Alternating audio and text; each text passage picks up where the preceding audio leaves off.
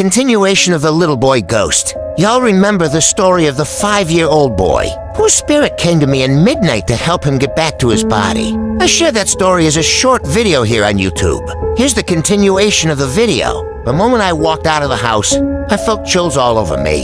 The door closed immediately.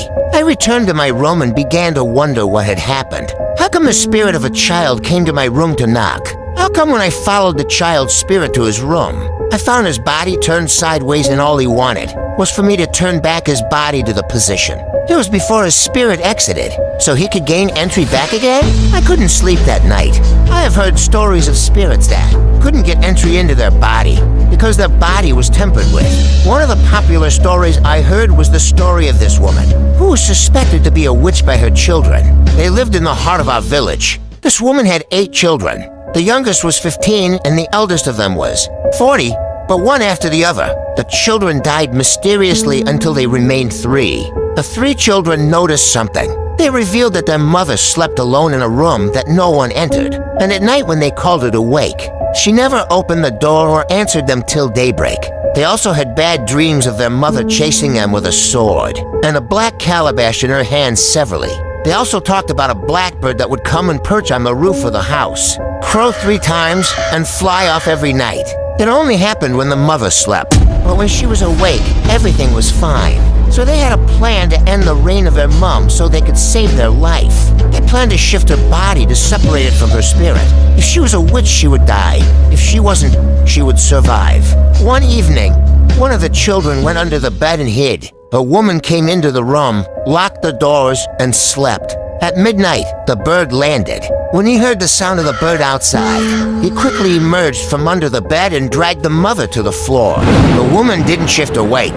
The following morning, they waited for the mother to wake, but she never woke up again. She was dead.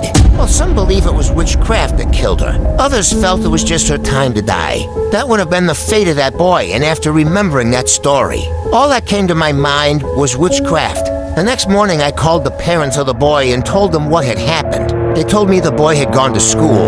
They didn't even believe me because according to them, they woke up and saw the boy sound asleep, and the door locked from inside.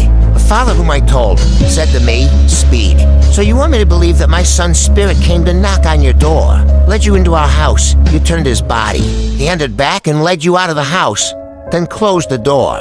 You want me to believe that this child of mine, whom I watched grow, is a witch?" I told them yes, and we had a plan, not one that will end the life of the child, but arrest him. At exactly 2:33 a.m., I saw the spirit of the boy return and 3 other demonic spirits. Each of these spirits carried a bottle filled with blood. I saw what seemed to be a straw. The demonic spirit appeared beside the man and the wife. They felt I wasn't seeing them, but the boy knew I was seeing them. "Your son is here with his friends. 3 other demons. He is back." The boy's spirit kept looking at me.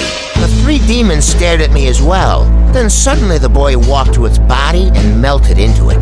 Just at that moment, the spirit of the boy vanished. "Wake him up now. His spirit is in his body." The mother quickly tapped the boy and he opened his eyes. That morning, we sat the little child down and began to question him. At first, he refused to speak.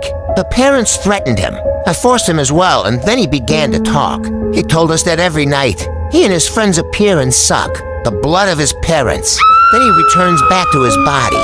The father confirmed that when he wakes up in the morning, he feels weaker and drowsy for some minutes before he gets himself again. Sometimes his weakness could last a whole day. The mother told me that she has been battling constant sickness for 2 years now. When she goes to the hospital, they don't seem to see anything wrong with her. She began to cry before us. I asked the boy if he felt happy doing what he was doing, and he said to me, "No, but my friend will not allow me to go. But then when I am with them, I am happy to do it." Fear gripped the father.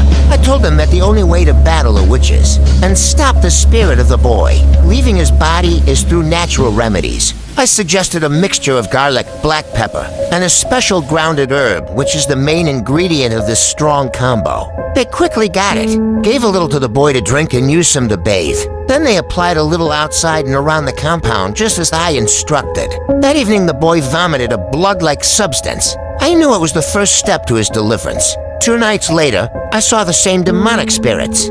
3 of them standing outside the compound. They couldn't gain entrance into the house or the boy because of the herbs applied.